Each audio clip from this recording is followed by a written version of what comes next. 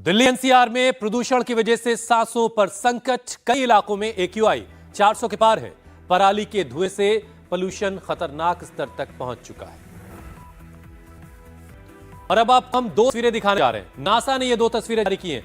आप देखिए, साल 2022 की तस्वीर है और ये साल 2023 में अब तक की जो हालात है उसकी तस्वीर है। और ये तस्वीर आ रही है मीनाक्षी के हालात नहीं बदले। ये लाल निशान क्या इशारा करता है? ये लाल निशान, जो मीनाक्षी का सवाल है वो आपका भी होगा। ये लाल निशान बता कि पराली कितनी 2022 में जली और इस साल 2023 में कितनी पराली जल रही है। ये उसकी तस्वीर, उसकी कहानी को बयां करे। हालात तो मुबीर शेख जैसे नजर आ रहे हैं। इसके लिए सरकार जनता दोनों ही जिम्मेदार है, जो ये नहीं समझ पा रहे हैं कि पराली का जहर दिल्ली एनसीआर को गैस चैम्बर बना रहा है। सोमवार तो इस सीजन का सबसे प्रदूषित दिन रहा और ये हालात अगले कुछ दिन तक सुधरने वाले नहीं हैं। बिल्कुल मीनाक्षी, और मौसम विभाग का कहना है कि अगले 2 से 3 दिन हवा और ज्यादा दमघोटू होगी। यानी कि मास्क लगाएं, बिना बाहर बिल्कुल नहीं निकलना सांसों के लिए खतरनाक ही साबित हो सकता है। और इस बढ़ते प्रदूषण ने त्योहार का मजा भी किरकिरा कर दिया। वैसे आज करवा चौथ है। आज पत्नी अपने पति की लंबी उम्र के लिए दुआ करती है, उपवास रखती है। और अब तो कई पति भी अपनी पत्नियों के लिए रखने लगे। भाई, ये भी बड़ी अच्छी बात है। लेकिन इस मौसम ने माहौल को खराब कर रखा है। हुसैन, एक दूसरे के लिए व्रत रखना बहुत अच्छी बात है, लेकिन सेहत के लिए जो इमरजेंसी हालात हैं उसमें सिर्फ पति पत्नी नहीं बल्कि पूरे परिवार की लंबी उम्र के लिए सेहत का ख्याल रखना जरूरी हो गया है। और खास तौर से इस बदलते हुए मौसम में, जहां एक तरफ टेम्परेचर में उतार चढ़ाव है, वो एक तरह से सेहत का दुश्मन है। दूसरी तरफ पोल्यूशन, साइनस, नजला, जुकाम, गले में खराश और जो अस्थमैटिक हैं, जो ब्रोंकाइटिक्स जिनको पहले से है, उनका मामला जो है ज्यादा डरावना हो गया है। बिल्कुल, और जब बात सेहत का ख्याल रखने की हो तो स्वामी रामदेव से बेहतर हेल्थ एक्सपर्ट और कौन हो सकता है। तो चलिए, योग और आयुर्वेद की अपनी विरासत को हम अपनाते हैं और प्रदूषण से बनी हुई इस हेल्थ इमरजेंसी को खत्म करते हैं। स्वामी जी, बहुत बहुत स्वागत आपका। दिल्ली एनसीआर की हवा कितनी खराब हो गई है, बहुत बहुत वो तस्वीरें भयावह है। मीनाक्षी जी, और हमारे यहाँ देखो हवा कितनी अच्छी है। चारों तरफ पेड़ पौधे हैं, प्रकृति है। आप तो ललचा देते हैं स्वामी जी। बहनें भी दौड़ रही हैं, भाई साहब भी दौड़ रहे हैं। कुछ ज्यादा ही तेजी से दौड़ो, एक बार और तेजी से। तो आज इन्होंने सब ने दौड़ दौड़ के अपने तन को, मन को, जीवन को बहुत अच्छा बना लिया है।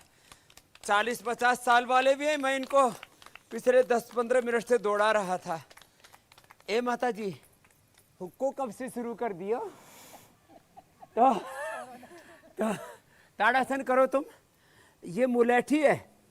इस मुलेठी में ये गाय का घी मिला देते हैं, जिससे हवन करते हैं। गाय का घी और मुलेठी मिला करके एक नाक से सांस लेते हैं, दूसरे से छोड़ो।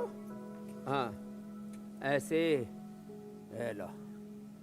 तो ये मुलेठी, गाय का घी, इसमें हल्दी मिला देते हैं थोड़ी, और इसी में थोड़ा कपूर, काकड़ा, सिंगी मिला देते हैं। और ये जो है, ये जो हुक्का है, ये बड़ा जबरदस्त होता है। इससे कफ, कोल्ड, अस्थमा, दमा ठीक होता है।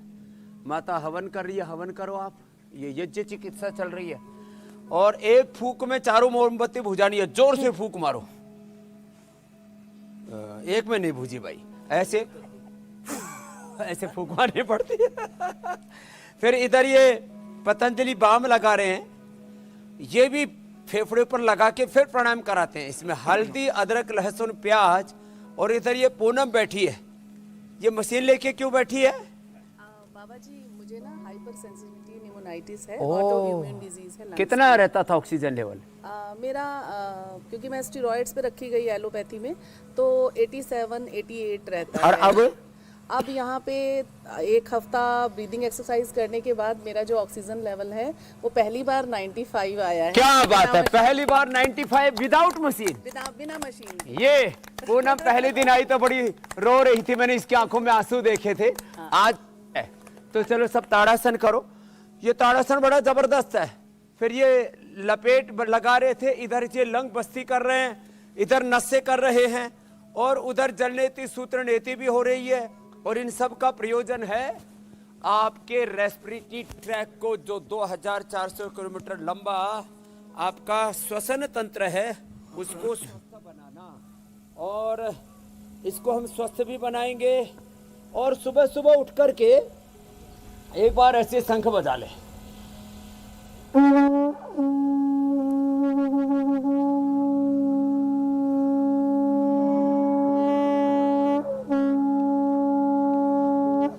ऐसे शंख बजाने से, और ये बैरोमीटर की भी एक्सरसाइज होती है, कुछ गुब्बारा भी फुलाते हैं, इससे एक श्वास में लेते लंबा।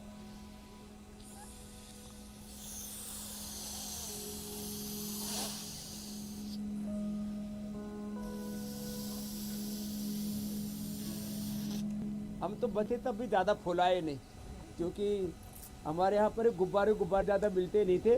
पहले वो मेला भरा करता था, उसमें साल में एक बार गुब्बारे बेचने वाला आया करता था, तब बच्चे बड़े जो है उसके लिए झगड़ा किया करते थे। अच्छा स्वामी जी, जरा ये भी बता दें दर्शकों को तो खैर कि ये पति एक के लिए अभ्यास करना। रखा हुआ उपवास भी काम नहीं करेगा अगर पतिदेव जो हैं वो अपनी सेहत का ख्याल खुद नहीं रखेंगे।